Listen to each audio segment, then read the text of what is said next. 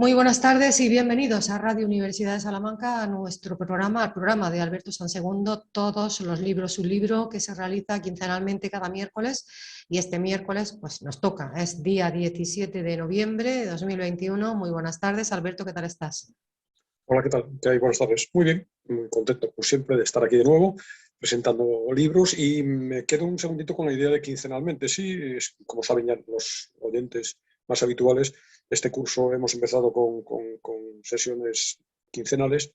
Espero que ya para la próxima convocatoria, digamos, que será a principios de enero, podamos, perdón, de enero, de diciembre, podamos en diciembre, en enero, probablemente en febrero, mantener ya el ritmo semanal.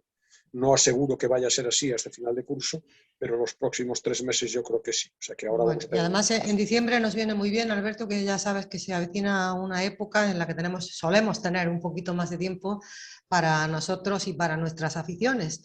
Y todavía se sigue contando como afición de un gran número de personas la lectura, y más estos buenísimos libros que nos propones cada miércoles, que seguro que hoy tampoco nos decepciones.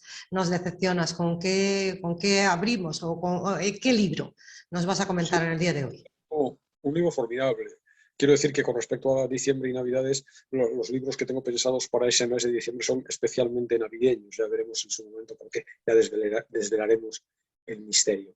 El libro es, yo diría, una de las novelas más originales, más entretenidas, más estimulantes, más provocadoras intelectualmente que he leído en los últimos meses, ¿no?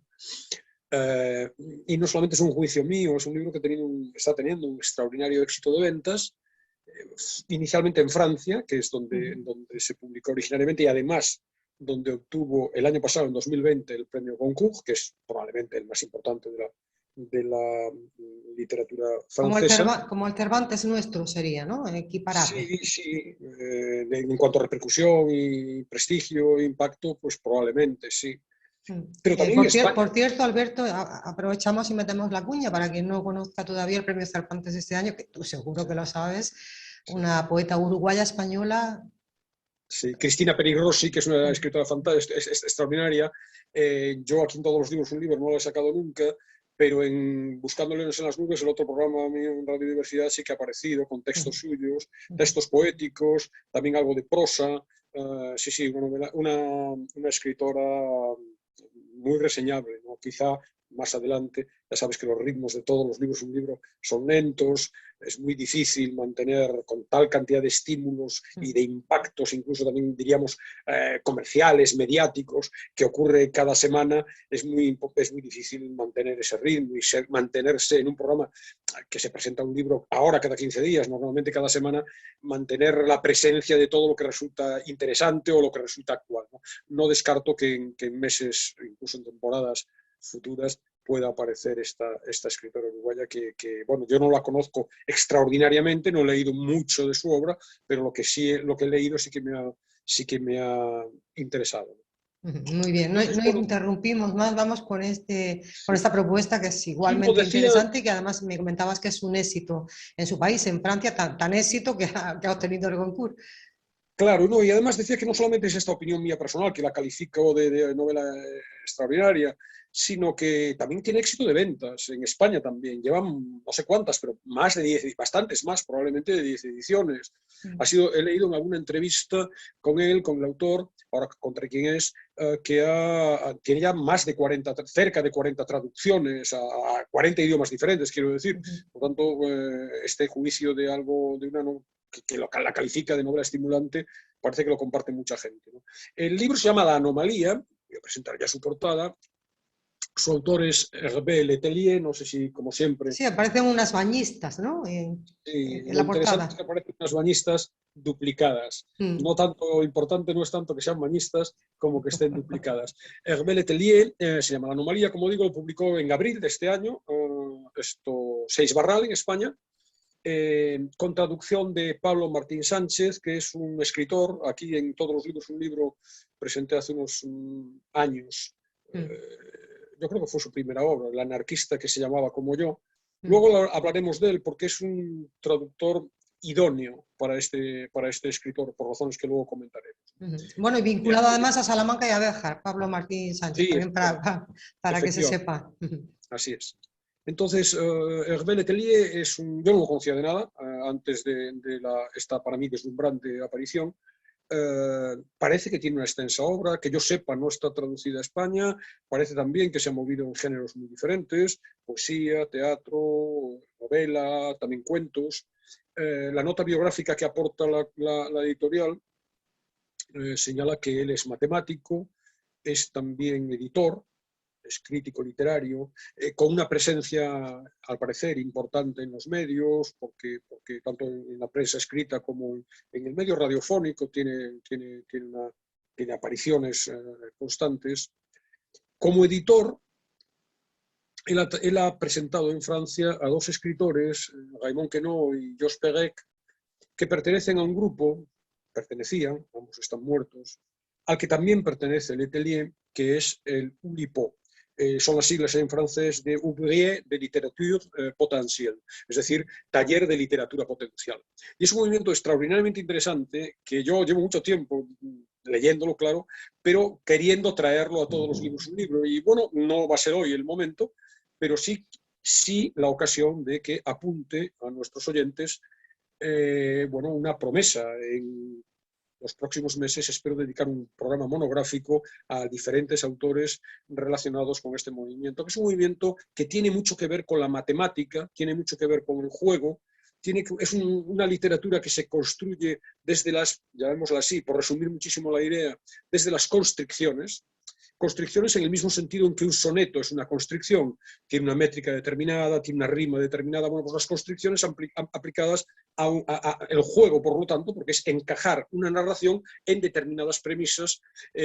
Por poner un ejemplo muy llamativo, Georges Perec tiene una novela que en francés se tituló La disparition, la desaparición, solo que en España no se tradujo, por razones evidentes, como ahora veremos, como la desaparición, sino que se tradujo como el secuestro. La disparición es una novela, digamos, policíaca, extraña, ciertamente, en su trama, en sus personajes, en sus situaciones, y los expertos inicialmente, o los no demasiado expertos quizá, la leen pensando, bueno, sí, la disparición, parece que hay una desaparición, pero no nos acabamos de enterar dónde está el crimen, qué es lo que ha desaparecido. Bueno, lo que ha desaparecido en la novela es la letra E. Es una novela escrita en francés sin la letra E. En español se tradujo, y no sé si el término traducción en este caso vale, se virtió al español con el término, con la expresión el secuestro, porque se ha traducido al español haciendo desaparecer en el texto la letra A, que es la más frecuente en nuestro contexto, ¿no? En nuestro contexto lingüístico, ¿no? Entonces, entiende, con esta muestra yo creo que nuestros oyentes pueden entender de qué va el libro. Bueno, pero y fíjate, hilar toda una historia, una novela sin la A, claro, es y que resulte extraordinariamente interesante y que aquello tenga argumento y que tenga, es complicado, ¿eh? Más allá del juego, más allá del artificio, es muy interesante. Hay 100.000 manifestaciones, ya hablaremos de ello. Espero traer algún libro y en torno a él articular mi comentario sobre este movimiento, el taller de literatura potencial. Y sí, muy complicado, pero fíjate incluso que permite, en el caso concreto del libro del que estoy refiriéndome, la disparición, el secuestro, permite una reflexión muy poderosa acerca de la traducción. En este caso, la traducción es una creación de nuevo, absolutamente, ¿no? Me imagino el arduo trabajo, no recuerdo exactamente quién es el traductor, el arduo trabajo de traducción de ese libro. Bueno, en cualquier caso, quede ahí apuntado que Letelier pertenece a Ese movimiento. Al que pertenece, único español miembro del mismo, el traductor de la novela de Letelier en nuestro país. Esa es la conexión, y por eso digo que es un traductor especialmente idóneo para un libro de esta naturaleza, que sin llegar a estos extremos que acabo de contar, a propósito del secuestro, sí que contiene muchos juegos de este estilo, sí que hay muchos artificios en torno a los cuales se articulan parte de las narraciones, parte de los relatos, incluso podríamos decir, como veremos dentro de un segundito, la sorprendente trama principal del libro. Bueno, el autor, bueno, nos has comentado, matemático, por lo tanto, el autor que forma parte de ese movimiento, y bueno, ¿y de qué generación, Alberto? Porque Pablo Martín Sánchez, su traductor, es un chico joven, bueno, joven, es más joven que nosotros, es una persona relativamente joven, no sé si tendrá en torno a los 40 años, como mucho, creo, ¿no? Hay cerca de 8.000 millones de personas en el mundo que son más jóvenes que yo. Por lo tanto, que lo sea también el autor español no es especialmente relevante. Letelier no lo sé, no sé la fecha de nacimiento, hay una foto en la contraportada del libro, cincuentón largo, o sesentón probablemente, no lo sé exactamente. No sé exactamente, porque no he rastreado cuál es su edad. No, en la nota biográfica que acompaña al libro no aparece el dato de la edad. Bueno, ¿y esto es todo un puro juego literario o tienes tú algún tipo de argumento en la anomalía? ¿Podemos contar de qué va la anomalía? Hay un argumento y hay juegos y es de su parte. Vamos a ver, lo primero hay que hacer un aviso para navegantes, ¿no? Es imposible hablar mínimamente del libro sin destripar algo de la trama. De hecho, si alguien que se aproxima al libro, por ejemplo, hablo de mi caso, lo hace sin haber leído ni una sola crítica, ni una sola reseña, etc., pues entonces se dará cuenta de que durante las 150 primeras páginas del libro pasan cosas que no acaba uno de encontrarle una hilazón. Evidentemente es muy difícil acceder a este libro, bueno, sería el mero azar de llegar a la librería, ver la portada y decir, oye, pues me gustan estas bañistas duplicadas, voy a comprarme el libro sin información previa. Es más, voy ni siquiera a leer la contraportada, el breve resumen que se hace en la contraportada. Si es así, pues entonces, claro, te mantienes virgen acerca de la idea que articula la novela. Pero en los demás casos, que son todos prácticamente, algo sabes del libro. Por tanto, lo que voy a contar es ese algo. Es verdad que ese algo no se revela hasta la página 150 más o menos, pero bueno, aviso a quienes están oyendo que si es así y no quieren ni siquiera esta información, que abandonen en este momento, pero que lo hagan no sin salir prestos a la librería a comprar la anomalía, porque al margen de la trama, al margen de lo que yo pueda contar, es una novela que les va a entusiasmar. Y eso es difícil, ¿no? En el momento actual, ¿no? Que haya obras que nos deslumbren es complicado. Sí, bueno, no es estas en el sentido de que toca tu vida y la cambia, etcétera, pero es una obra que es una novela apasionante, con muchísimos planos, con muchísimas derivaciones interesantes, que se disfruta, que se ríe uno, que además tiene, porque hay mucha mezcla de géneros, como veremos luego, hay algo de thriller, y sobre todo hay una propuesta argumental, diríamos, un incidente, esa anomalía, eso en torno a la que se construye la historia, que es de una imaginación, de una creatividad sorprendente, muy estimulante, como digo. Vamos con ello. Vamos. Interesan las fechas. El 24 de junio, con N, de 2021, un Boeing de Air France, que hace el trayecto de París a Nueva York, se ve, al llegar a Nueva York, antes de llegar a Nueva York, se ve, bueno, interceptado las comunicaciones por las autoridades norteamericanas que le niegan el aterrizaje en el aeropuerto Kennedy, que es donde tenía pensado aterrizar inicialmente. El comandante, absolutamente perplejo, se ve obligado a desviarse a una base militar cercana, Maguire, en Nueva Jersey, porque tanto los sistemas de control de la aeronave como altos cargos del ejército que hablan por teléfono, representantes de los servicios secretos estadounidenses le mandan incluso un par de cazas del ejército que vuelan al lado del Boeing para conminarle a desviarse. Le impiden aterrizar, como digo, y lo desvían, lo obligan a tomar tierra en el nuevo destino en esta base militar. Entre extraordinarias medidas de seguridad, el ejército, diferentes fuerzas militares o similares, hacen descender a los 230 pasajeros del vuelo y a los 13 miembros de la tripulación, los dejan retenidos en naves en esa base militar, aislados de cualquier contacto con el exterior, les prohíben comunicarse con sus allegados, les quitan los móviles, las tablets, los ordenadores, cualquier dispositivo electrónico y pasan por una serie de interrogatorios muy minuciosos de sus captores, llamémoslo así. Como única posible explicación de todo esto, suponemos, y esto lo supone el lector, que, claro, unas horas antes, mientras atravesaban el Atlántico, el avión se vio envuelto en un episodio desconcertante.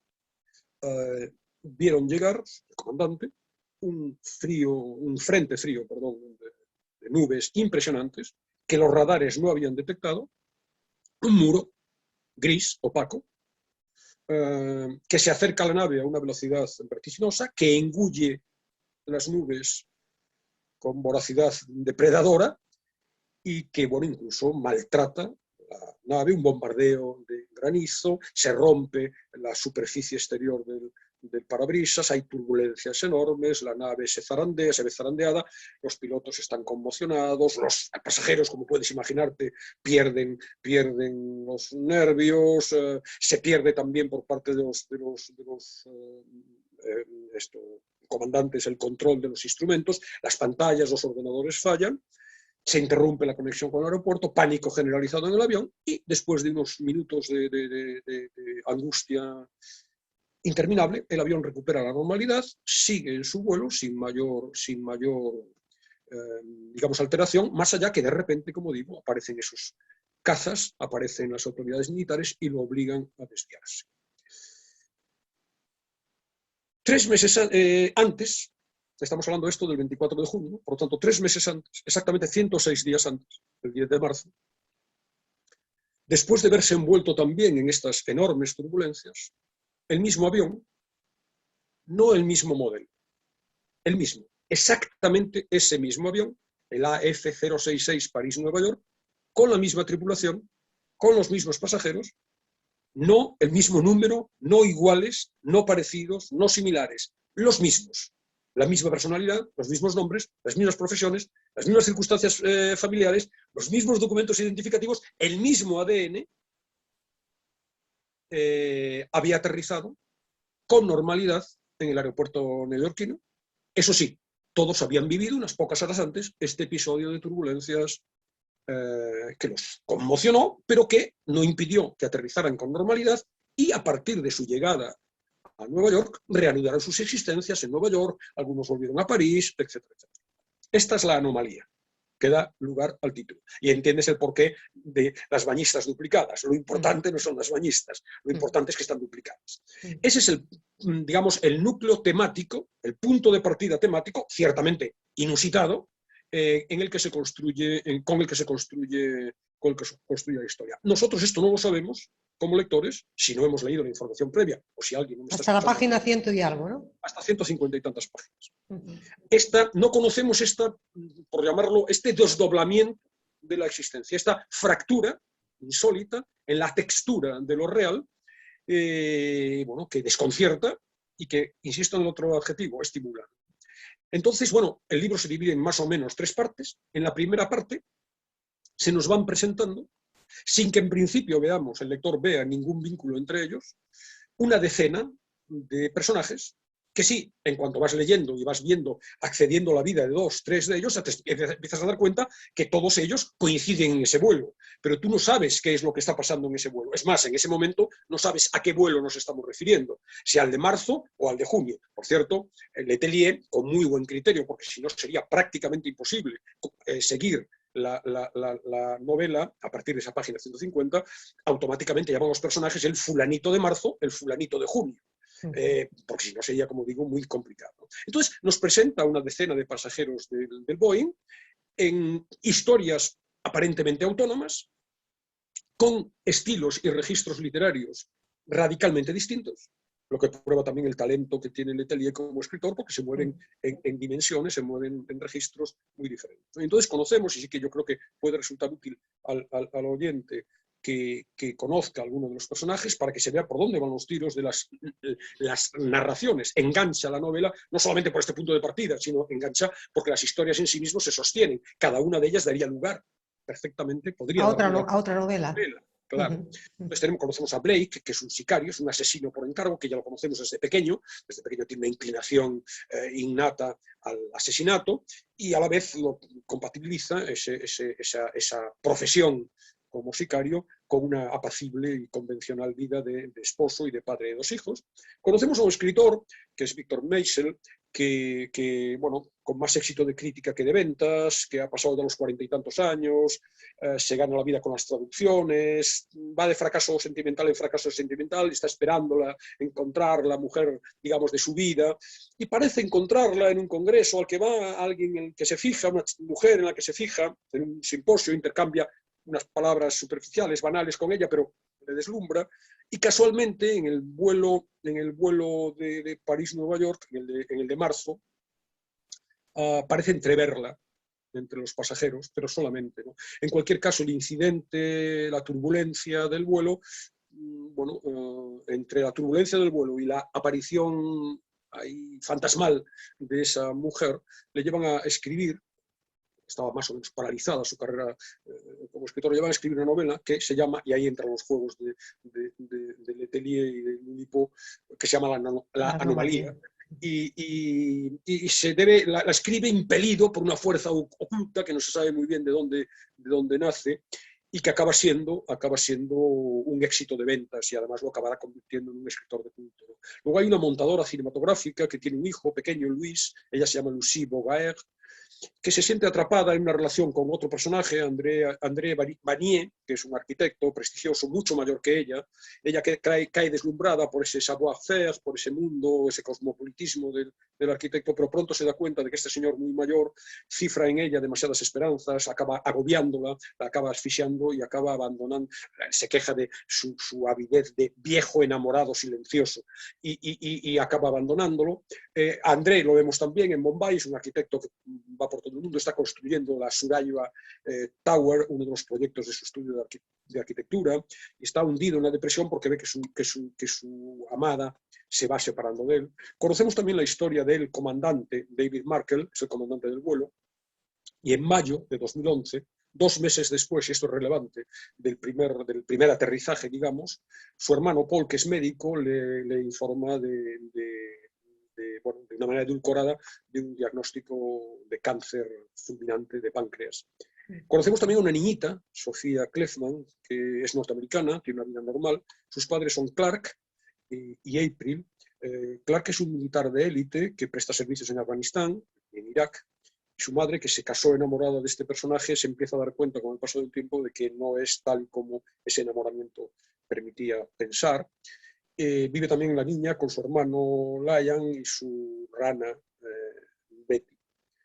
Y se van a París, son norteamericanos, se van a París de vacaciones, y luego vuelven otra vez en uno de estos vuelos, con los dos, pero solo vuelven ya sin el marido, porque el marido se embarcó hacia Bagdad para una tarea militar. Conocemos también a Joanna Wasserman, que es una joven y brillante abogada negra, implicada en causas sociales, defendiendo siempre asuntos relacionados con las discriminaciones de su raza, pero que por azares de la vida se ve contratada por un prestigiosísimo bufete, Denton & Lowell, que defiende a una farmacéutica, la farmacéutica Baldeo. Ella va a ser la que le va a tocar defender a esa farmacéutica. Se enfrenta a la farmacéutica con una demanda millonaria porque un insecticida que lanzó al mercado sin respetar los protocolos de validación resulta que es altamente cancerígeno y provoca decenas de muertes, especialmente entre mujeres negras. Y esa contradicción en la vida de la abogada también se nos cuenta en las pocas páginas. Estamos hablando de una decena de personajes, 150 primeras páginas, pues se nos cuenta un esbozo, pero muy completo, de la vida de cada uno de ellos. Y también nos ponen en contacto en la novela con un personaje, Slim Boy, que es un cantante de rap nigeriano. Como ves, los ámbitos son muy distintos, las historias son muy diferentes.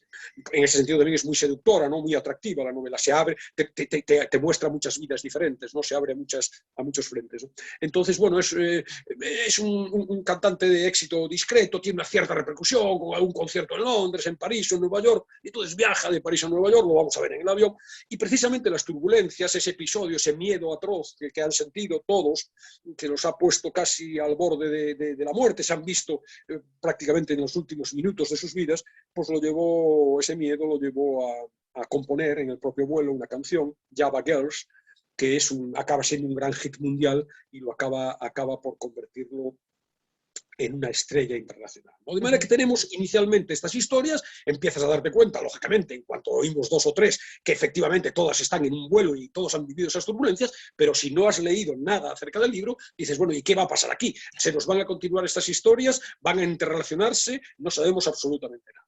En la segunda parte del libro, lo que ya sabemos es que están en la base militar y todos estos personajes van a ser sometidos a interrogatorios. Entonces vemos la investigación de lo que está pasando. En la investigación también hay muchos frentes abiertos muy interesantes, con estilos también y registros muy distintos, ¿no? Fíjate además lo de marzo y junio que decía, se nos empiezan a nombrar ya fulanito marzo, fulanito junio, porque en un momento determinado del libro se nos dice cuántos relatos simultáneos puede aceptar un lector. claro, esto se abre de una manera ilimitada realmente, ¿no? Entonces, bueno, ahí vemos muchas cosas, desde la presencia del ejército, del FBI, de la CIA, de una agencia nacional de seguridad que interroga, y el registro es interrogatorio, se transcribe literalmente los interrogatorios, ¿no? Luego hay también en esta sección una parte, unos capítulos con los líderes espirituales del planeta que son llamados, esto es delirante, aquí el humor es muy grande, porque claro, la presencia del humor es muy grande, ¿no? Porque claro, ahí están ya las sutilezas, discuten sobre las sutilezas religiosas o casi metafísicas del asunto, ¿no? Y morales, ¿no? Está también hay una vertiente que tiene que ver con la presencia, claro, se movilizan a los altos representantes políticos. Y está el presidente de Estados Unidos, que no se nombra, pero en el que no es nada difícil ver a Trump, y se citan expresamente a Macron y a Xi Jinping, que es El chino.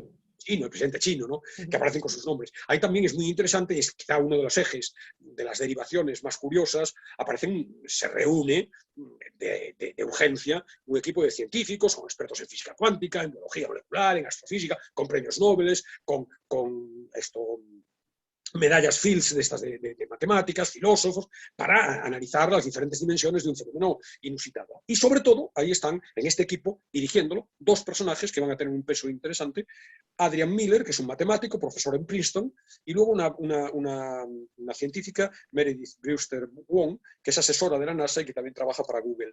Entonces presentan las diferentes hipótesis, y en esta segunda parte pues vemos todos estos frentes, y también un frente público, porque aunque las autoridades pretenden mantener el secreto sobre el asunto, inmediatamente se difunde, y entonces hay, con otros registros adecuados al ámbito periodístico, pues la presencia en la opinión pública de este asunto, con las cadenas de televisión y los programas, incluso se incorpora con fotografía inclusive un artículo supuesto, claro, del New York Times, dando cuenta de los hechos, con un tono así muy reivindicativo, diríamos, muy de llamar la atención de la gente. The people have the right to know, la gente tiene derecho a saber, y ese es el gran encabezamiento. Y luego tenemos la tercera sección del libro, que son las derivaciones, digamos, humanas. Como te puedes imaginar, en esos 3 meses de decalage entre una situación y la otra, los personajes que han llegado naturalmente en marzo siguen sus vidas. Y van a coincidir 3 meses después con los mismos personajes, pero a los que las vidas les han cambiado. Por ejemplo, gente que estaba embarazada 3 meses antes, ahora no está embarazada, y hay un niño por medio.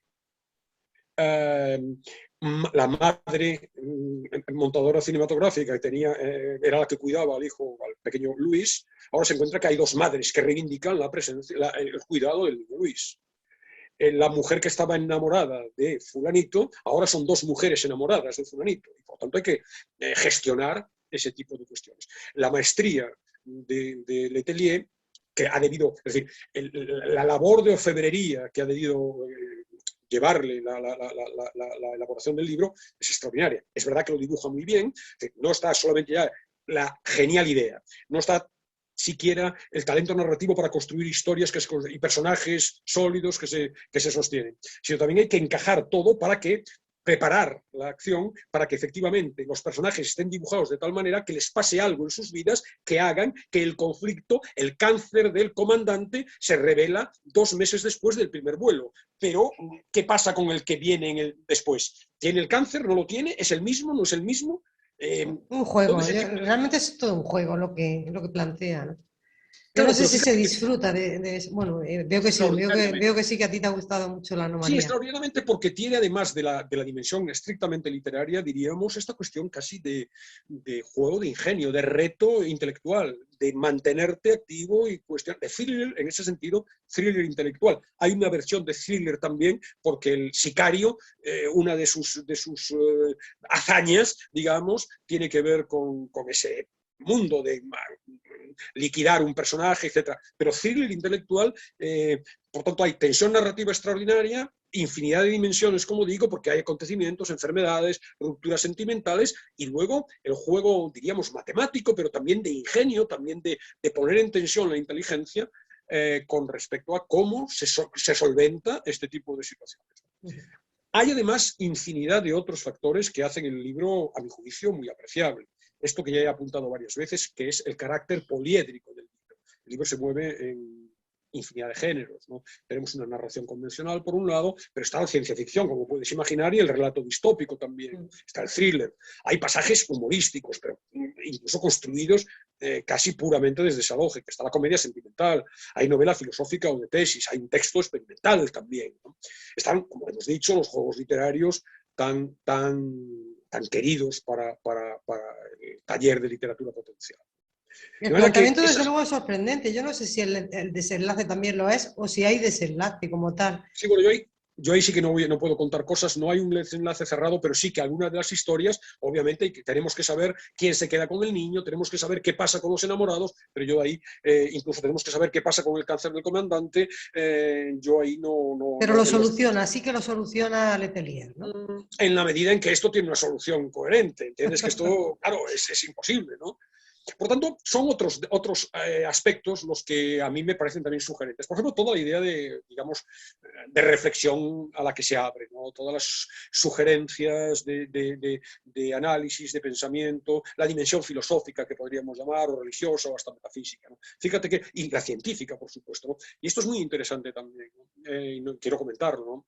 Si tuviera que resumir cuál es la tesis que propone el libro, en la medida en que una novela puede proponer tesis, que no es el caso, pero lo que sostiene Letelier, que yo se lo he leído, además también en infinidad de unas cuantas entrevistas que he leído, es la idea de que, bueno, una hipótesis inquietante, ciertamente, de que el ser humano pudiera ser una creación virtual, una simulación fabricada por una civilización futura, muy superior a la nuestra, con una tecnología potentísima, que, paréntesis, estamos cerca de poder alcanzar, que habría permitido, esa tecnología, a nuestros descendientes, a esa civilización futura, reproducir fielmente. Acaba de presentar es verdad que no es lo mismo, mucho menos, pero quizá estamos en el inicio del camino, acaba de presentar Zuckerberg su nuevo Facebook, Meta, este universo virtual. Bueno, pues, pero con una absoluta fidelidad, estos descendientes nuestros hipertecnologizados habrían podido reproducir quizá a sus antecesores, esto es, a nosotros mismos, para conocer cómo funcionamos y observar su evolución. La tesis de fondo a la que se abre la reflexión que induce el libro es: la realidad no es real. Se presentan las Esto es como perder pie, ¿no? Yo creo que puede ser un poco como perder pie, ¿no? Perder sí, el equilibrio, esa sensación que a veces incluso yo creo que tienen todos los seres humanos, ¿no? De si estás en un sueño, si esto está aconteciendo realmente, y incluso si yo soy real. Yo creo que quien reflexiona de vez en cuando en sí mismo y en la vida, yo creo que esa reflexión la hemos hecho todos. Que es un tópico de la literatura y de la filosofía desde hace siglos, Total, claro. total. Pero esa sensación la tienes en el libro, leyendo el libro. Es otro de los elementos, a mi juicio, estimulante, porque te vas a decir, oye, ¿y esto qué es? ¿Y yo quién soy? Pero fíjate, te voy a decir más.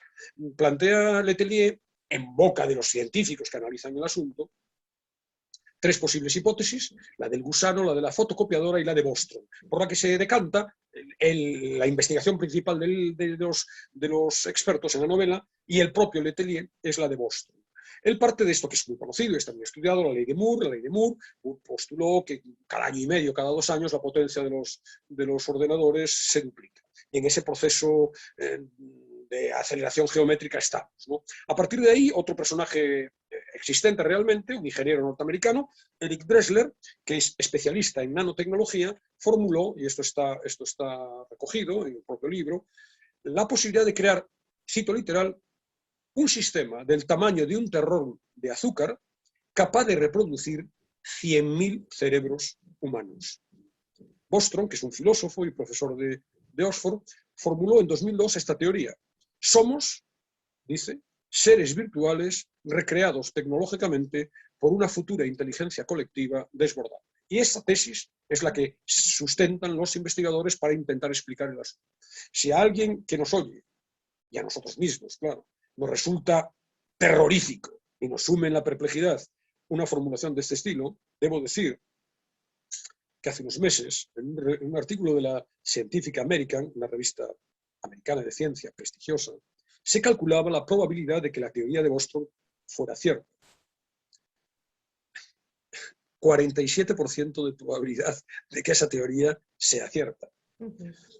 lo cual Bueno, todavía abre un abismo más desbordante, ¿no?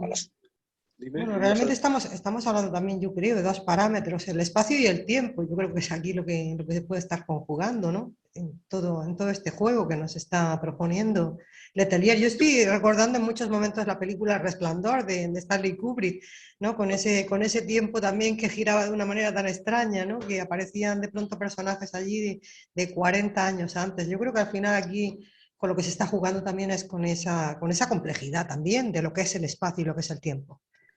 Es muy interesante tu apreciación, porque otra de las dimensiones atractivas del libro, para quizá amplificar los ecos de la historia narrada y que no quede solamente en un relato meramente literario, es que el libro está lleno de referencias intertextuales. Entonces, la presencia, por supuesto, está Kubrick, pero está también Keanu Reeves, está Spielberg. Hay un episodio genial con remisión a Encuentros en la tercera fase.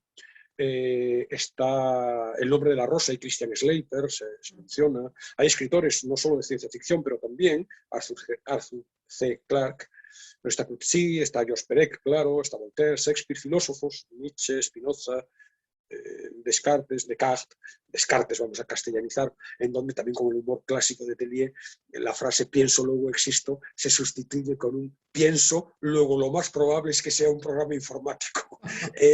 Aparece Platón, están libros también mencionados, La anomalía, claro, está Ana Karenina. No sé si recuerdas tú, y esto también es otro de los guiños humorísticos graciosos del libro, el comienzo de Ana Karenina es todas las familias felices se parecen, las familias desgraciadas lo son cada una A su manera. su manera, ¿no? Uh -huh. Hay un capítulo del libro que empieza, todos los vuelos tranquilos se parecen, pero cada vuelo turbulento lo es a su manera. Aparecen también músicos muy actuales, Ed Sheeran, y está Lady Gaga, y aparece Elton John, y Amy Winehouse, y los Rolling Stones, de manera que hay otra de las dimensiones, es decir, el libro es muy completo porque tiene muchísimas vertientes, muchísimos frentes, es muy interesante, ¿no? Y también, y cierro ya por lo menos mi comentario, me parece muy atractivo porque por los temas de reflexión a los que induce más allá de los estrictamente científicos. Entonces, esta que tú planteabas, ¿no? ¿Quiénes somos en realidad? ¿Somos un sueño? ¿Somos una mariposa que sueña que soy yo o soy yo? Lipó sueña que es una mariposa que sueña. ¿Recuerdas este referente de la literatura oriental, ¿no? ¿Quiénes somos en realidad? El tema del doble, que es un tema clásico de la literatura, Sí. el destino de la humanidad, y con todas estas dimensiones, diríamos también, de ecologistas, podríamos decir, ¿no? Del futuro de nuestra especie. Está la idea del libre albedrío y el determinismo. ¿Quiénes somos? ¿Quién decide? ¿Decidimos nosotros de verdad? ¿Deciden los genes? ¿Decide un programa informático? Está también una reflexión directa acerca de las posibilidades que encierra, pero también los límites, peligrosos límites de la tecnología. Está también, claro, las realidades virtuales, asunto, como decimos, a través con la referencia reciente de Facebook y de Meta, de las realidades virtuales, de las fake news también. Y luego hay otra dimensión de reflexión que surge, no es de las principales, pero es interesante, acerca de la exclusividad que parece conllevar siempre la relación amorosa.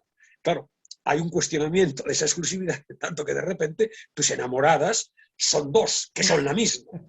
Que son la misma, pero no son la misma, insisto, porque 3 meses después tienen los mismos genes, son la misma, pero han pasado cosas en esos 3 meses. A la de marzo le ha pasado, al comandante de marzo ya tiene un cáncer en esos 3 meses, mientras que el otro no. Son los mismos, pero con estos matices, ¿no?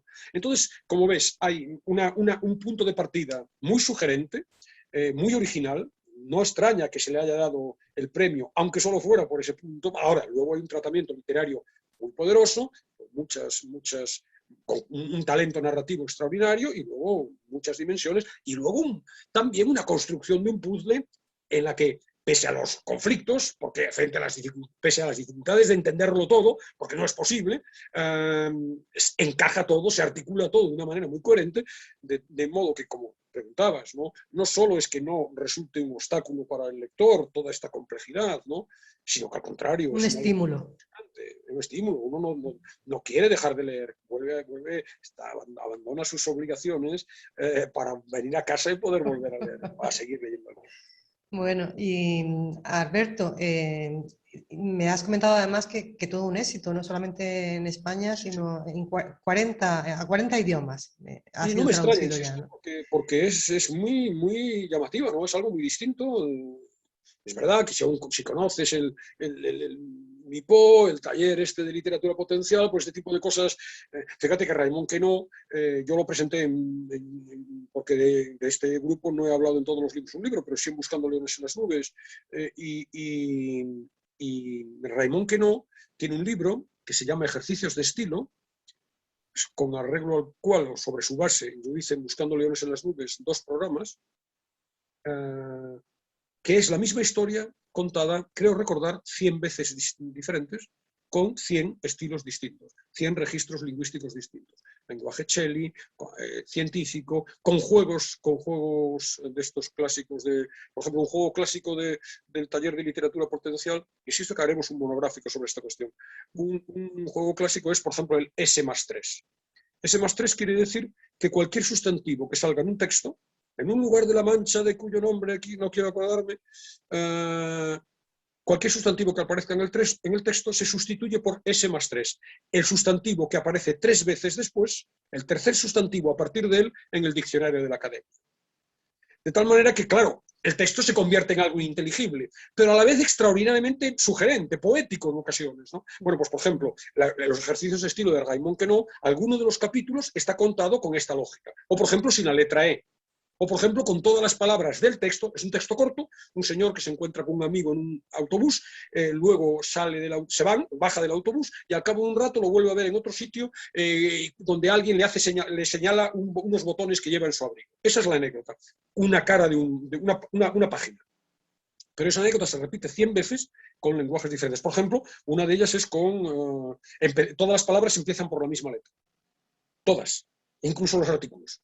O no hay artículos, porque si queremos que empiece todo por la letra P, hay que hilar la historia solo con la letra P, ¿no? Entonces, es muy interesante. Yo, los 2 programas que hice sobre ejercicios de estilo consistían en repetir en 2 programas, pues ponle que haya sido 25 versiones, 12 y 12, 12 y 13, lo que cabe normalmente en un programa de 1 hora, en 12 versiones, y repetí la misma canción en versiones diferentes, una canción francesa muy conocida, Le Feuille Morte, las hojas muertas, preciosa, en diferentes versiones. Bueno, juegos interesantes porque la constricción, a mí me parece muy interesante la No, y constricción también para el escritor. abre la mente, por ejemplo, en ese asunto que tú comentabas, ¿no? Las canciones, ¿no? También te abren la mente, Claro, como una misma canción realmente puede ser distinta, ¿no? claro, eso es, ¿no? Y sobre todo, a mí me interesa desde el punto de vista del escritor y desde el punto de vista del lector, porque desde el punto de vista del escritor es en definitiva lo mismo que el soneto. El soneto es un artificio, tienes que encajarlo en el número de versos, tienes que encajarlo en el número de sílabas, tiene que A, B, B, A, y luego el estrambote o sin estrambote, eso hay que encajarlo, y tú tienes que contar una historia o contar lo que quieres contar de esa manera, y es un ejercicio de complejidad, de reto intelectual, que en definitiva es un reto en la literatura, porque tienes que transmitir tu mundo, cualquier tipo de literatura, ¿no? Exige una constricción. Tienes que, con un determinado lenguaje, contar el mundo interior tuyo, que no se circunscribe fácilmente a priori. Tu mundo es disperso, tu mundo fluye por tu cerebro, son tus sentimientos, son tus emociones, y eso hay que darle forma, con una forma que la convención básica es un alfabeto de 20 y tantas letras, etc. Ahora, aquí las constricciones son mucho más potentes, pero en definitiva el proceso es el mismo, pero me parece muy interesante como reto para el escritor. Y luego, desde el punto de vista del lector también. ¿Por qué? Porque, insisto, multiplica las posibilidades, abre dimensiones, enseña aspectos no controlados, como tú dices, de una canción, que no has percibido inicialmente, te ayuda a ser más sutil, a hilar más fino. De verdad que como planteamiento es muy interesante. Ya verás cuando en algún momento, dentro de unos meses, lo tengo pensado todavía, eso hay que trabajarlo, presente algún libro, hay un libro español muy interesante en relación con esto, con ese tipo de trabajo con las palabras, de juegos verbales, ya verás la cantidad de dimensiones, de posibilidades a las que se abre ese taller. Fíjate además que es indicativo la mención a taller. Taller. Taller, es decir, es realmente una fabricación. Pero en definitiva, fíjate esta palabra, que es Artesanía. claro, hacemos artefactos. ¿Qué es un artista? Alguien que hace artefactos. Tiene algo, artefacto, ¿no? Un artista, un escritor, una novela no deja de ser un artefacto. Tiene algo de taller, tiene algo de orfebre en muchos casos, ¿no? Bueno, en este caso, llevado al extremo, la novela de Letelier lo es una obra de orfebrería realmente, pero que nadie se eche para atrás pensando que es un juego frío, muy aséptico, muy O que hay hiperracional. que ser muy inteligente para seguirlo, que quizás algunos oyentes estén pensando eso. Bueno, es que si no tengo una capacidad intelectual elevada no voy a entender nada. No sucede eso, ¿no? No, date cuenta que sería incompatible, yo creo, si exigiera una inteligencia sobresaliente, sería incompatible con el hecho de que se multipliquen los millones de lectores. No puede haber millones de inteligencias sobresalientes. No, al contrario. Es un libro que se devora, con ansia de thriller. Un libro para disfrutar, por tanto. Alberto, pues si no quieres, bueno, si crees que hemos comentado lo que tenías previsto ya Sí, hablar sobre la anomalía, no sé si nos quieres proponer ya la canción. sí. Lo esencial es esto, querría, porque además tengo un texto que es muy revelador y que es un poco largo, y sí que me gustaría leerlo, si no en su integridad, casi, ¿no? Porque es Muy muy bien. revelador de todas las preguntas que sugiere esta anomalía, ¿no? Es un texto en el que vamos a oír a los dos científicos, Adrian y Meredith, que están encargados de la investigación, ¿no? Ya verás que es muy interesante. Y la canción, hay mucha música en el libro. He elegido una canción, un clásico precioso, desafinado, un clásico de Jobim, João Gilberto y Stan Getz, desafinado, que aparece en el libro dos veces, pero curiosamente no duplicados, aparecen dos escenas diferentes. No es que se suene en la vida del mismo personaje dos veces, ¿no? En dos personajes diferentes, en dos situaciones distintas. Entonces, bueno, esta duplicidad me parece también interesante y como muestra de la duplicidad del libro, pues ponemos desafinado, que es representativo también, y es una canción excelente, Preciosa, clásica. preciosa. Bueno, pues Cosa. vamos con el fragmento, si te parece. Pues vamos con él y nos despedimos ya hasta primeros de diciembre, en donde reanudaremos, espero, el contacto semanal con nuestros oyentes. Muy bien, adelante. Me niego a ser un programa, protesta Meredith. Adrian, si esa hipótesis es correcta, entonces vivimos una alegoría de la caverna, pero elevada a la enésima potencia.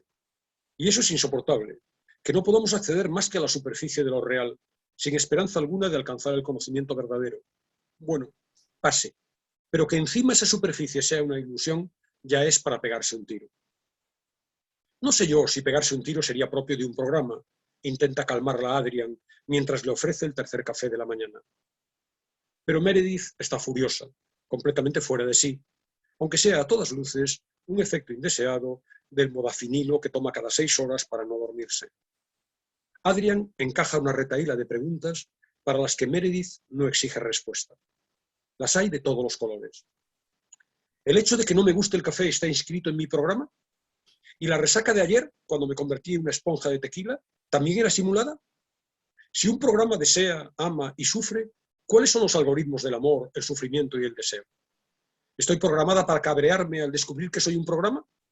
¿Gozo de libre albedrío, a pesar de todo? ¿Acaso está todo previsto, programado? ¿Todo es inevitable? ¿Qué dosis de caos admite esta simulación? Porque hay caos, ¿no? ¿No hay ninguna forma de demostrar que no? ¿Que mira tú por dónde esto no es una simulación? Adrian quiere responder que difícilmente podría encontrarse una demostración que invalidara dicha hipótesis, pues la simulación no es tonta y se las apañaría para ofrecer un resultado que probase lo contrario. Aún así, llevan 30 horas empecinados en imaginar un experimento que la invalide. Los astrofísicos, en particular, intentan observar el comportamiento de los rayos cósmicos de la energía más alta. Consideran imposible, aplicando las leyes reales de la física, simularlos con una precisión del 100%. La existencia de anomalías en su comportamiento podría demostrar que la realidad no es real, pero de momento no ha dado resultado. Adrian detesta la idea de la simulación. No en vano tomó al bueno de Karl Popper como faro de sus estudios de epistemología. Un Popper para quien una teoría no tiene ningún carácter científico si nada puede refutarla. Por muchas vueltas que se le dé al asunto, en condiciones iguales, la explicación más sencilla suele ser la correcta. La más sencilla, pero también la más incómoda. La aparición del aparato no puede ser una pifia de la simulación. Habría sido muy fácil borrarla, retroceder unos segundos. No, es un test. Resulta evidente. ¿Cómo reaccionarán miles de millones de seres virtuales al descubrir su virtualidad? Adrian se queda con la palabra en la boca, pues Meredith vuelve a la carga. ¿Vivimos en un tiempo que no es más que ilusión? ¿Donde cada siglo aparente solo dura una fracción de segundo en los procesadores de ese gigantesco ordenador? ¿Qué es entonces la muerte, sino un simple end escrito en una línea de código? ¿Acaso Hitler y la Shoah solo existen en nuestra simulación o existen también en otras? ¿Acaso 6 millones de programas judíos fueron asesinados por millones de programas nazis? ¿Acaso una violación es un programa macho que viola a una programa hembra? ¿Acaso los programas paranoicos no son sistemas un poquitín más lúcidos que los demás? ¿Acaso esta hipótesis delirante no es la forma más elaborada de la teoría del complot, elaborado más gigantesco de los complots posibles? ¿Qué perversión es esa de elaborar programas que simulan a seres tan idiotas, otros que simulan a seres demasiado inteligentes como para no sufrir viviendo con los primeros, otros que simulan a músicos, otros a artistas e incluso otros que simulan a escritores que escriben libros que leen otros programas, o que nadie lee en realidad? ¿Quién concibió los programas Moisés, Homero, Mozart e Einstein? ¿Y qué sentidos tienen tantos programas sin calidad, cuya existencia electrónica transcurre sin aportar nada o muy poco a la complejidad de la simulación? O espera, se sulfura Meredith, ¿y si somos un mundo de cromañones simulado por los neandertales? Esa raza de sapiens que, contrariamente a lo que creímos, consiguió sobrevivir realmente hace 50.000 años, hasta el punto de querer ver lo que esos primates africanos superagresivos podrían haber hecho si no hubiesen desaparecido. Pobrecitos míos. Pues ya está, ahí lo tienen. Ahora saben que los cromañones son tan incorregiblemente imbéciles que han arrasado su entorno virtual, destruido sus bosques y contaminado sus océanos. Se han reproducido hasta el absurdo, han agotado toda la energía fósil y la práctica totalidad de la especie morirá de calor o de estupidez en apenas 50 años simulados. Y oye, ya puestos, ¿qué tal si no somos más que una simulación efectuada por los herederos de los dinosaurios, a los que ningún meteorito habría destruido, que se divierten observando un mundo gobernado por mamíferos? Es más, ¿y si vivimos en la impostura de una biología de carbono concebida alrededor de una doble hélice de ADN, en un universo simulado por extraterrestres, cuya vida se organiza alrededor de un triple helicoide del átomo de azufre? O calla, ¿y si somos seres simulados por otros seres igualmente simulados, en una simulación más grande todavía, y si todos los universos simulados se encastran los unos en los otros como muñecas rusas?